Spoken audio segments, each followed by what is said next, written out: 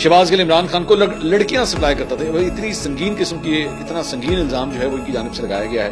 ایک انفلوئنسر ہے کاشف ضمیر, یہ ٹک ٹاک کے اوپر کافی فیمس ہیں. اب ہوا یہ ہے کہ انہوں نے ایک پوڈ کاسٹ کے اندر وہ بیٹھے ہیں اور اس پوڈ کاسٹ کے اندر بیٹھ کے جو انٹریکشن ہوا ہے وہ میں سیدھا آپ تک پہنچانا چاہوں گا. ان سے جو ہے وہ پوڈ کاسٹ کرنے والے شخص نے سوال کیا کہ آپ نے کہا کہ شہباز گل اور شہزاد اکبر عمران خان کے نشے کا بندوبست کرتے تھے.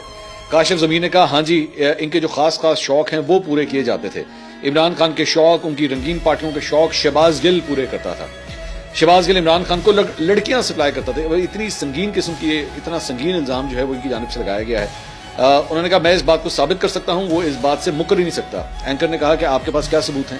تو کاشف ضمیر نے کہا کہ وہ خود ثبوت ہیں. اینکر نے کہا نہیں, یہاں بیٹھ کر کسی پر بھی الزام لگا دینا یہ درست ہے. اینکر نے کہا کہ آپ نے بیٹھے بٹھائے شہباز گل پر لڑکیاں سپلائی کرنے کا الزام لگا دیا.